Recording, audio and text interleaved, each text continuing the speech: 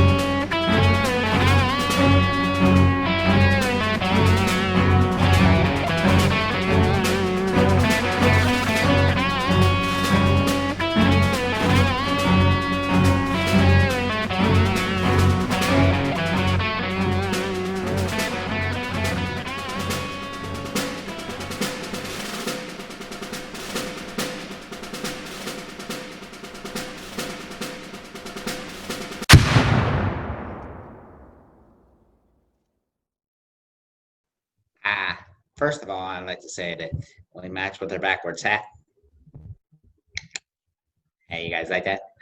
All right, so we decided to do the top 5 rookies of running backs and wide receivers. This is mostly for the keeper leagues and the dynasty leagues, but also you guys that probably are just now starting your first fantasy league experience ever, or you guys that are getting stuck way in the middle of the draft. You just got the wrong stick drawn. You didn't get the first pick or the last pick. These are some key guys to look out for that we think will possibly bust out and will take you far to your playoffs. Oh, yeah.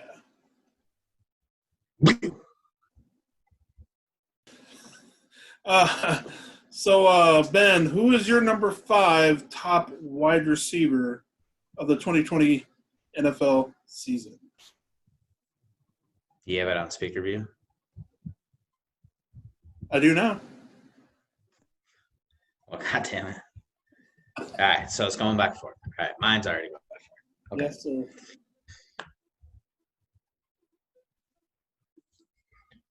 sir. You got to do a lot of editing on your part, bud. Oh, God.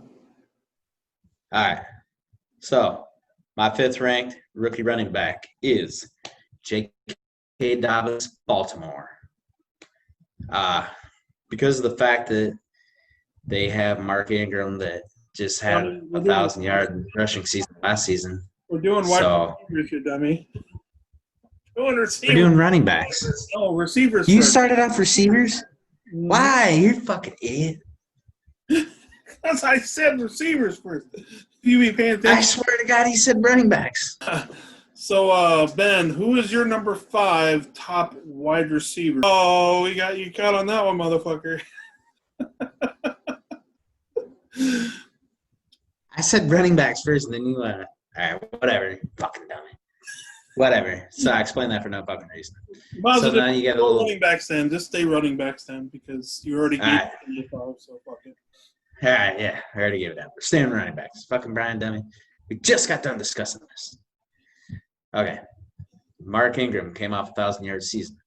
I think he'll still get a good amount of carries. I don't think he's done like people think he's too old and they're counting him out or something because he didn't do too bad. The run pass option I have been saying before is not going to work as well this year. Not because to say that it doesn't work in some games. It's just not going to be as spectacular as it was last season. Dobbins is still a top prospect. He will split the carries with Ingram.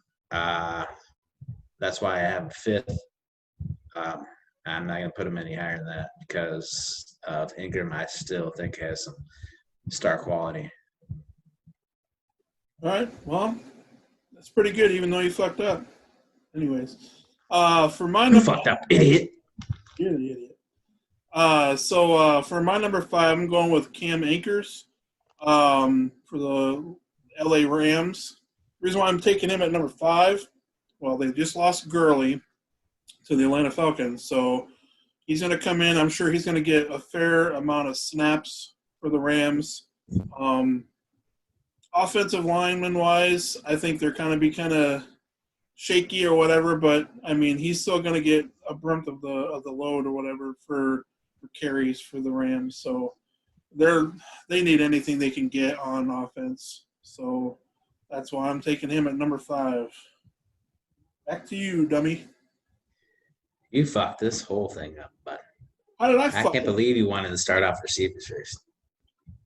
Whatever. All right, moving on. A lot of editing to do on your part.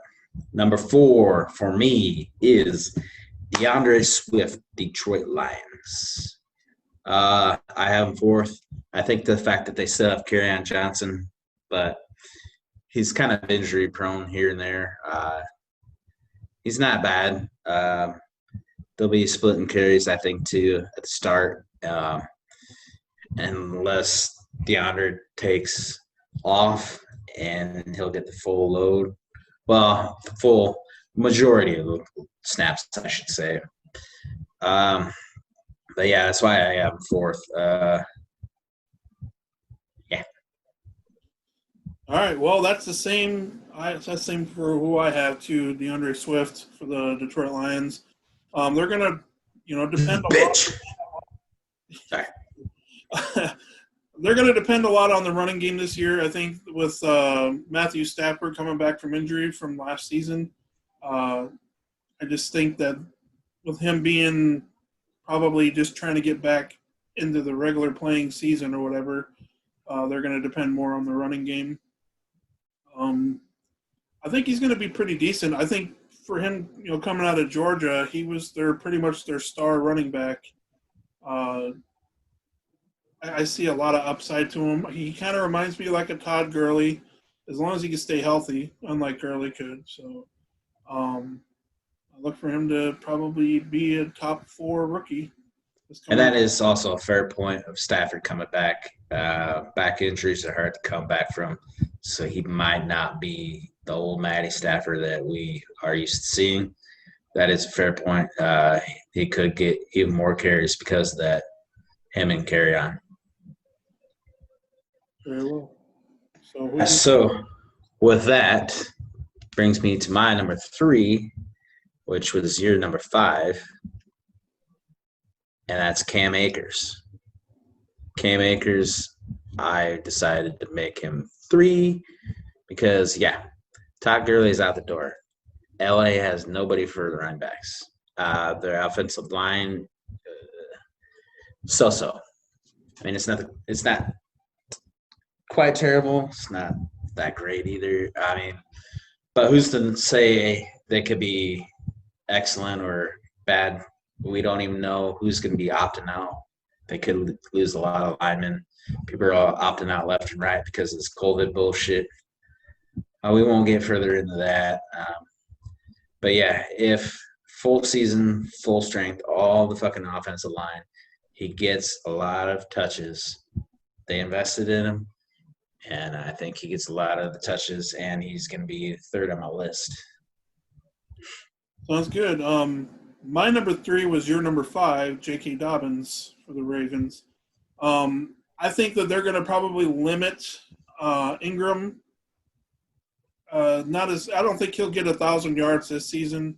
I think they're going to limit him, and they're going to probably run Dobbins kind of like how Elliott is run down in for the Cowboys.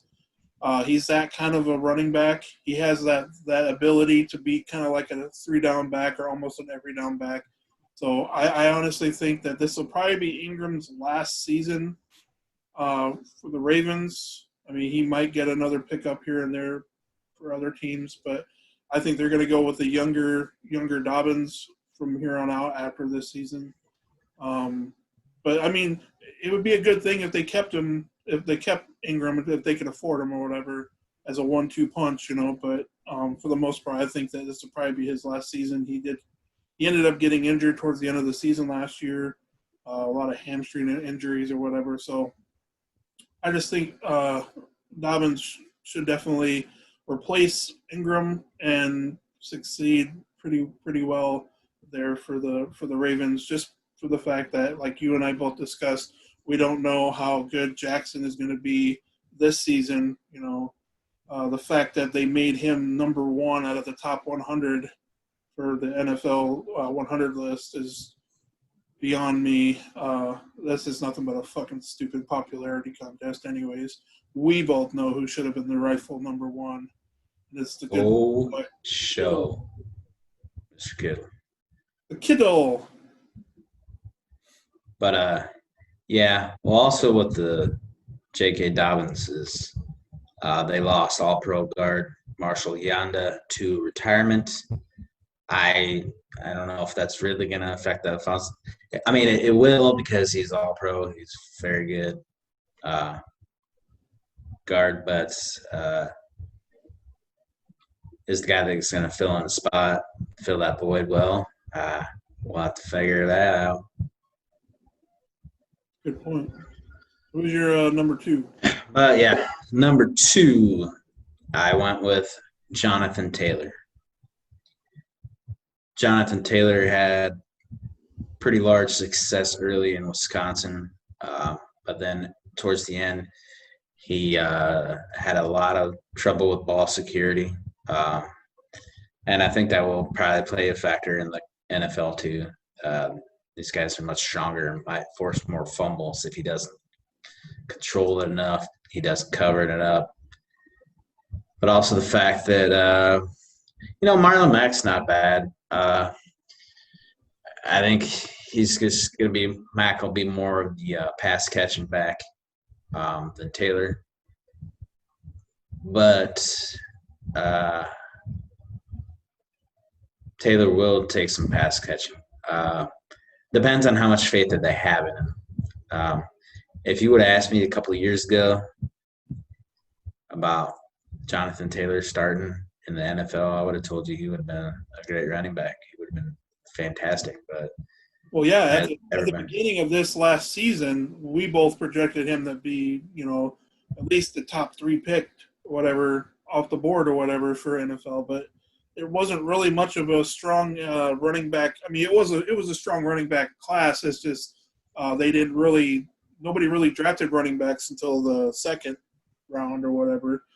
I'm not sure. I'm not 100% sure. I don't think any running backs came out the board in the first round, but of course I don't know. It's just all off the top of my head. So, but oh yeah, one running back did, but we'll talk about it later. Oh, yeah, you're right. You're right. I know. Yeah, I know. I remember now. Yep, you're right.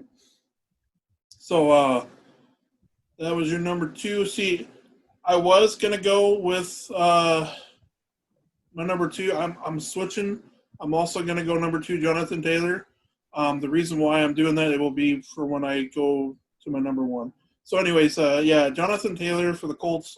He's definitely going to be a power back, ground and pound type running back. So, like you said, if he can maintain, his fumbling issues, if he continues to not fumble the ball, or whatever, then I think he should get a lot more, carries than Mac would. But I just think with Phillip Rivers there now, he's going to probably depend on the run a little bit more heavy. He does have the receivers to throw the ball to, but I think with the new system, he just probably wants to just hand the ball off and let him eat. So that's why I'm taking Jonathan Taylor at number two. All right. So since you decided to do the switcheroonie in the middle of it, I'm guessing your number one's the same as my number one. I've been talking about him a lot in other podcasts. Yes. I call this guy Clyde the Glide. Clyde Edwards, rookie coming into Kansas City. I was going to have him originally at number 1, but what happened in recent news very solidifies the stamp of him being the top premier back as a rookie. Um, that is Damian Williams opted out this season. Also, Shady McCoy is not returning to KC. He has signed to the Tampa Bay Buccaneers. So really, that doesn't leave a whole lot of other backs of competition for him. So I'm going to see him pretty well succeed in the camp. He's going to come out as premier top back right away, I believe. And just because they have a Super Bowl caliber team, obviously still intact from last season, majority of them. The running backs had great success with that line. Kareem Hunt did years ago. Damian Williams had some on and offs, mostly because he was injured. Spencer Ware, and then also the guy I talked about, Shady McCoy, had a little spurt of comeback in this. Comeback in this. I made that up. But yeah, Clyde Glide, as I refer to him as number 1. He's a definite must to pick up in your draft to be a backup running back or even a running back 2. Makes sense. I mean, he's going to be definitely worth the first round, or not first round draft pick, but he's definitely worth that number 1 ranking for rookie wise.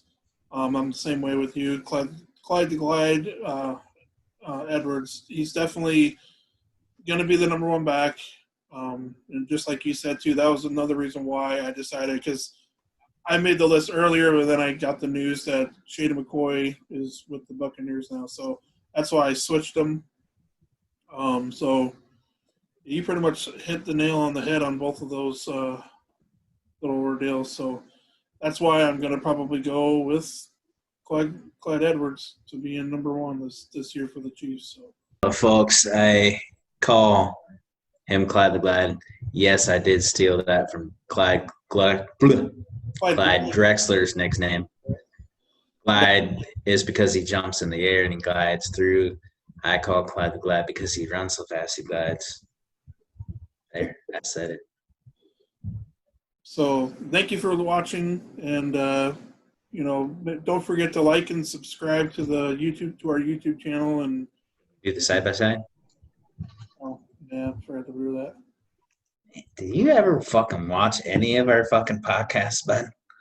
Dude, like I said, I'm tired. I know you're tired too, but so thank you for watching our podcast. Don't forget to like and subscribe. Hit that little bell at the bottom of the screen, and make sure you share it with all your friends. And if you don't, fuck you. Fuck you, buddy. Fuck you. All right. Yeah, I said fuck you.